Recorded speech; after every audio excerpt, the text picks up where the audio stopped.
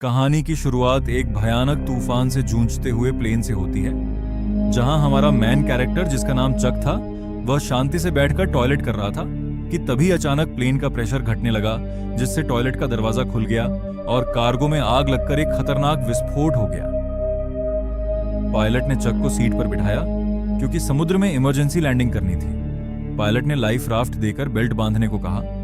Plane तेजी से नीचे गिरने लगा। अब प्लेन समुद्र से लगभग 3000 मीटर दूर था। तभी चक को पता चला कि उसकी गर्लफ्रेंड की दी हुई पॉकेट वॉच गिर गई है। पायलट ने लाइफ जैकेट पहनने को कहा, पर वह दाईं ओर थी।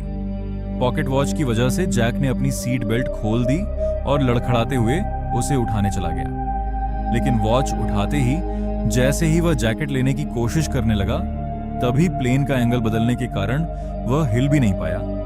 पायलट ने देखा कि वह अपनी सीट पर नहीं था, इसलिए उसने अपनी सेफ्टी बेल्ट खोल दी। तेज झटकों से पायलट बुरी तरह घायल हो गया।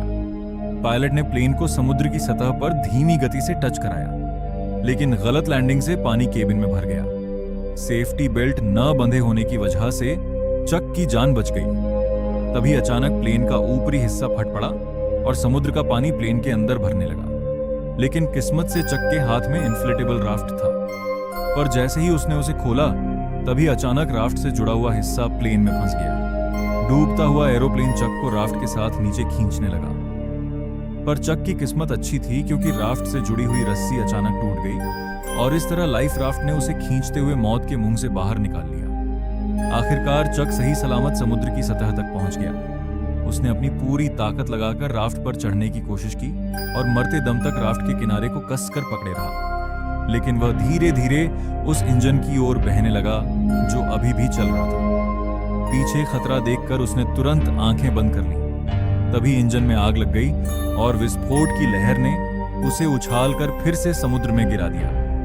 पूरा प्लेन एक जोरदार ब्लास्ट के साथ धीरे धीरे समुद्र में डूब गया। लेकिन खतरा अभी टला नहीं था। चक्कू न केवल समुद्र की तेज आंधी तूफान का सामना करना पड़ा, बल्कि एक के बाद एक उठती विशाल लहरों को भी झेलना पड़ा। वह बस लाइफ राफ्ट की रस्सी को कसकर पकड़े रहा। इसी तरह पता नहीं कितनी देर बीत गई और अचानक लाइफ राफ्ट की हवा निकल गई। तेज चट्टानों ने उसे फाड़ दिया। इसका मतलब था कि वह आखिरकार किनारे पर पहुंच गया था। वह अपनी आखिरी ताकत जुटाकर लाइफ राफ्ट को घसीटते हुए किनारे तक लाया। अगली सुबह जब धूप उसके चेहरे पर पड़ी, तब उसे महसूस हुआ कि वह जिंदा है और छोटे से आइलैंड पर बहकर आ गया है। लेकिन मौत के मुंह से बच निकलने के बाद भी उसे कोई राहत नहीं मिली, क्योंकि वह नहीं जानता था कि इस अनजान जगह पर उसे कौन कौन सी खतरनाक चीजों का सामना करना पड़ेगा। वह चलते चलते प्लेन से बिखरी हुई चीजें उठाता गया और आइलैंड के अंदर अपने ही जैसे लोगों की खोज शुरू कर दी। लेकिन जब उसने चारों ओर नजर डाली, तो उसका स्वागत केवल कभी खत्म न होने वाले सन्नाटे ने किया। इससे यह साफ था कि वह एक ऐसे आइलैंड पर फंस चुका था जो दुनिया के नक्शे पर भी नहीं था।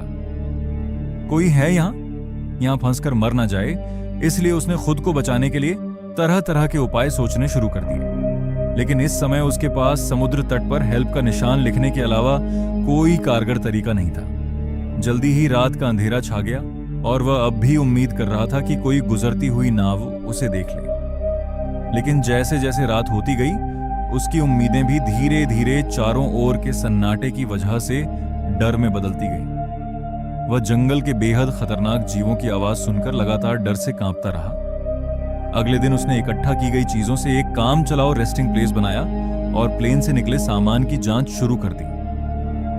अब उसके पास उसकी गर्लफ्रेंड द्वारा दी गई एक पॉकेट वॉच के अलावा और कुछ भी काम का नहीं बचा था। अपनी गर्लफ्रेंड के साथ बिताए पलों को सोचते हुए उसे इस प्लेन में आने का और भी ज्यादा पछतावा। दरअसल केली के बिजनेस ट्रिप पर जाने से पहले उसने चक को एक पॉकेट वॉच दी थी, ताकि क्रिसमस पर लौटते ही दोनों एक दूसरे से शादी कर लें। लेकिन एक अचानक हुई विमान दुर्घटना ने इस शादी को यहीं पर रोक दिया। जब उसके सभी फैमिली मेंबर ये मान चुके थे कि चक इस हादसे में मारा गया है, तो तब भी वह जिद के साथ जिंदा रहा। लेकिन इस सुनसान आइलैंड पर खाना पीना बहुत बड़ी मुसीबत बन गया था और चक कब तक टिक पाएगा ये भी किसी को नहीं पता था। उसने अपनी कंपनी के बहुत से पार्सल वापस इकट्ठा किए, लेकिन उसने उन्हें खोलने का फैसला नहीं किया, क्योंकि उसके लिए यह उसके काम की ईमानदारी थी। चाहे वह अनजान टापू पर ही क्यों ना फंसा हो, पर वह अब भी ग्राहकों के भरोसे को तोड़ना नहीं चाहता था। कल जो उसने समुद्र तट पर हेल्प के साइन बनाए थे वे भी समुद्र की लहरों से कब के मिट चुके थे। उसे कुछ खराब लकड़ियों का इस्तेमाल करके फिर से हेल्प लिखना पड़ा। धीरे धीरे चक के मन में जिंदा रहने की चाह और भी बढ़ती जा रही थी। उसे पता था कि अगर यहां से निकलना है तो हर हाल में जिंदा रहना होगा। लेकिन इस वीरान छोटे टापू पर सख्त नारियल के अलावा उसे खाने लायक कुछ भी नहीं मिला, और क्योंकि उसके पास नारियल खोलने का कोई औज नहीं था, इसलिए नारियल खोलना भी उसके लिए बेहद मुश्किल काम बन गया था। फिर उसने एक धार पत्थर से आखिरकार नारियल को फोड़ दिया और उसके पानी का स्वाद लेने लगा, जो उस पल उसके लिए अमृत जैसा था। लेकिन वह केवल नारियल से संतुष्ट नहीं हुआ। चक ने पेट भरने के लिए इस छोटे से टापू के अन्य हिस्सों की भी खोज करने का फैसला किया।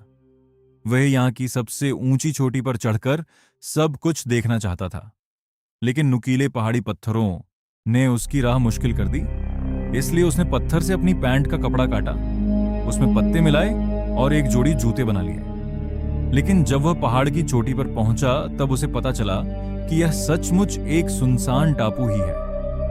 चारों ओर दूर दूर तक फैला समुद्र था, लेकिन उसके अलावा कोई और इंसान नजर नहीं आ रहा था। जब वह निराश होकर सोच रहा था कि आखिर वो कैसे अपनी जान बचा सकता है, तभी दूर एक अजीब सी चीज ने उसका ध्यान खींचा। वह बिना सोचे समझे उस चीज की ओर दौड़ पड़ा। उसे लगा था कि वह भी उसी की तरह जिंदा बचने वाला कोई पायलट है।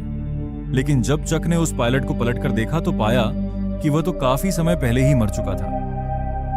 दुखी मन से उसने पायलट की लाश को आइलैंड पर घसीट लिया और उसके पास से कुछ काम की चीजें इकट्ठा करने लगा।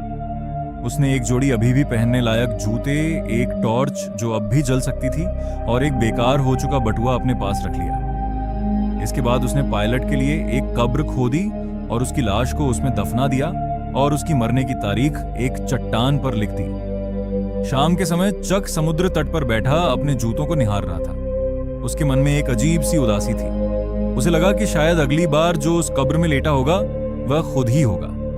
इसी वजह से रात में चक सो नहीं सका। उसे समझ आ गया था कि अगर वह ऐसे ही हाथ पर हाथ रखे बैठा रहा तो उसका मरना तय है। इसलिए अगले दिन उसने जंगल में जिंदा रहने की कला सीखी। उसने पेड़ों की पत्तियों पर जमी ओस को इकट्ठा कर नारियल के खोल में जमा किया, क्योंकि उसे पीने के लिए साफ पानी चाहिए था। उसने लकड़ी की छड़ी को नुकीला कर मछलियों को पकड़ने का भाला बनाया। भले ही यह सब बेवकूफी भरा था, पर इस लगातार कोशिश ने उसे निराश नहीं होने दिया। उसी रात टॉयलेट करते वक्त उसने एक रोशनी देखी। वह जोर से चिल्लाया ताकि उस नाव का ध्यान खींच सके। उसे लगा जैसे उसे अब और यहां रहना नहीं पड़ेगा।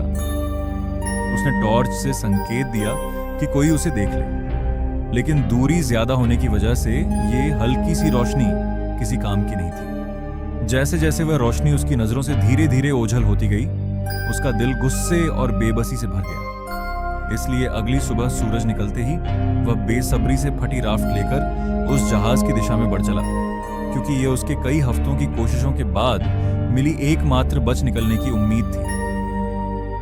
वह इसे यूं ही खोने को हरगिज तैयार नहीं था। हालांकि वह जैसे तैसे समुद्र को पार करना चाहता था, लेकिन वह बार बार लहरों की मार के आगे हार जाता था। उसने अनगिनत बार हिम्मत दिखाई, लेकिन हर बार समुद्र की लहरों ने उसे पीछे धकेल दिया।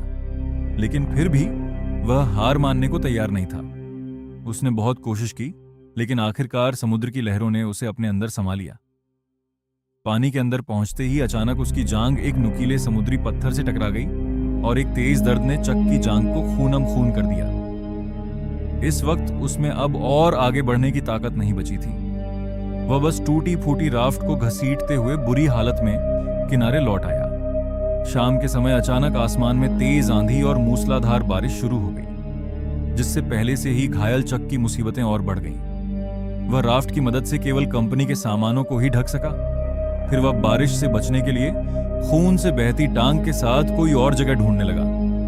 तभी उसे एक छोटी सी गुफा मिल गई और खुद को होश में रखने के लिए उसने कुछ घूंट गंदा बारिश का पानी पी लिया। लगभग पूरी तरह थक जाने के साथ उसका घायल शरीर अब और सहन नहीं कर सका और वह जमीन पर बेहोश हो गया। उसके पीछे रखी टॉर्च की बैटरी खत्म होते ही वह भी अंधेरे में डूब गई।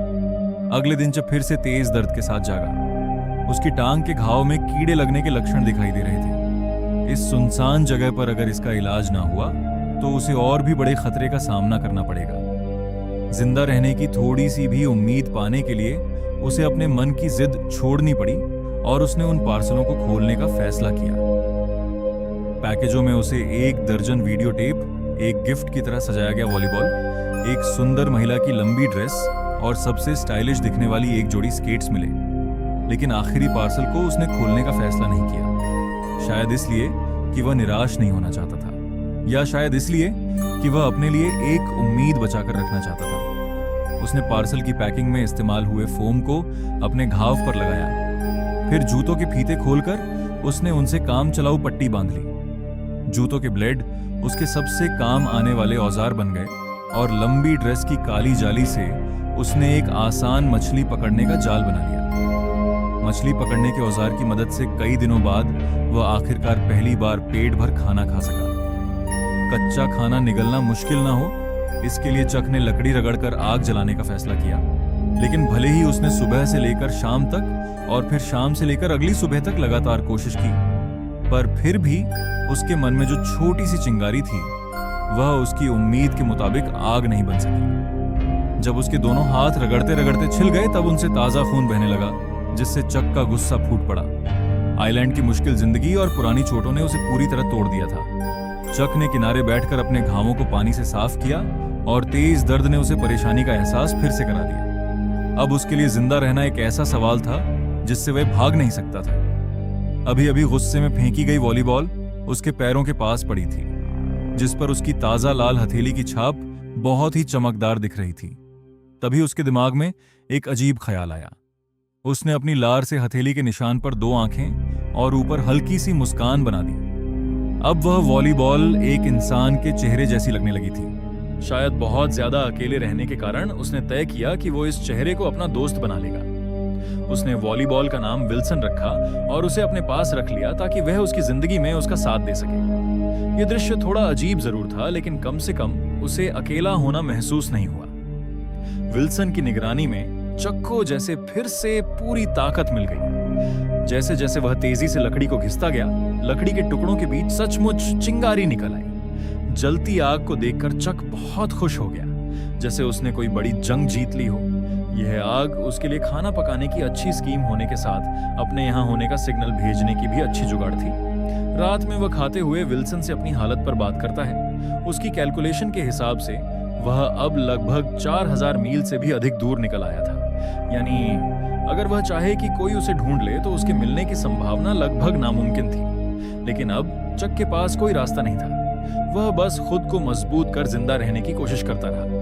कच्चा खाना खाने और गंदगी से उसके खराब दांत सूजकर इन्फेक्टेड हो गए। आखिरकार असहनीय दर्द के कारण उसने ठान लिया कि वह अपने दांत को निकाल देगा।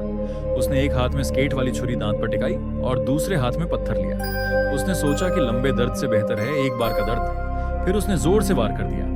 जंगल में जिंदा रहने में एक्सपर्ट होने के बाद भी उसकी आंखों में अब वह चमक नहीं रही थी। 4 सालों के अंदर चक अब एक जंगली आदमी बन गया था।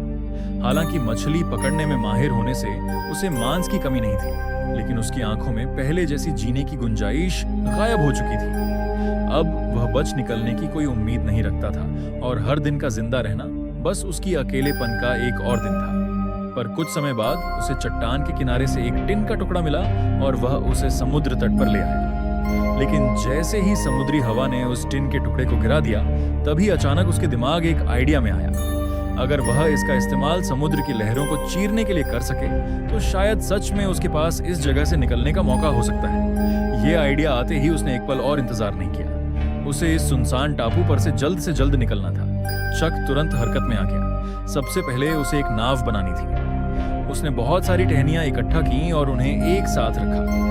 फिर जंगली रस्सियों का इस्तेमाल किया और सबको एक साथ बांध दिया। यहाँ तक कि बेकार वीडियो टेप को भी रस्सी बना लिया। अब चक की मेंटल स्टेट बिगड़ने लगी थी। उसे लगने लगा कि विल्सन उसे देख रहा है और उसे जाने नहीं देना चाहता। इसी वजह से उस रात वह विल्सन से झगड़ पड़ा। मैं अपनी पूरी जिंदगी तुमसे बात नहीं कर सकता। सुना तुमने 2 टके के वॉलीबॉल। फिर उसने गुस्से में अपने 4 साल पुराने दोस्त को एक लात मारकर दूर फेंक दिया।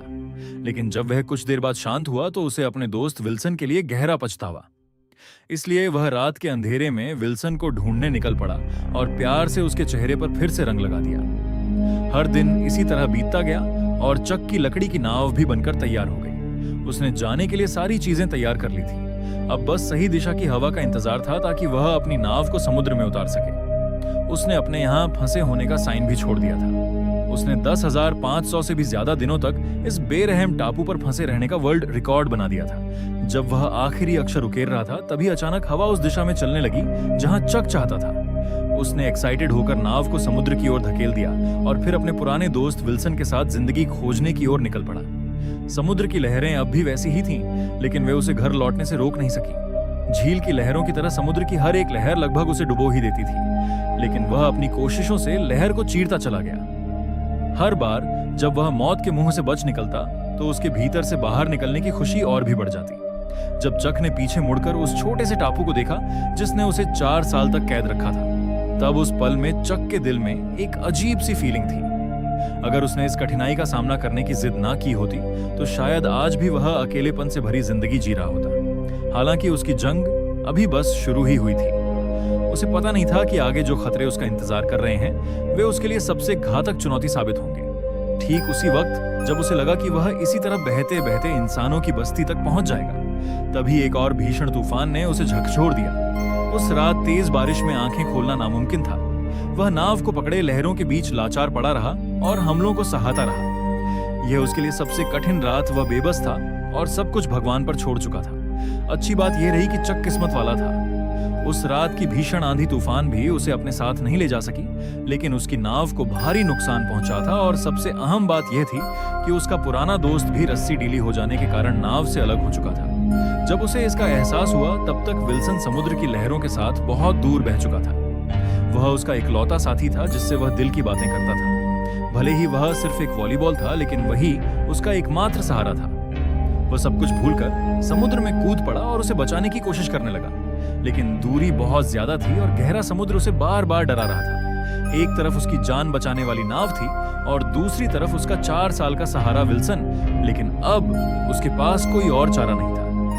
वह बस अपनी आंखों के सामने अपने पुराने दोस्त को दूर जाते हुए देखता रहा। विल्सन, मुझे माफ कर देना।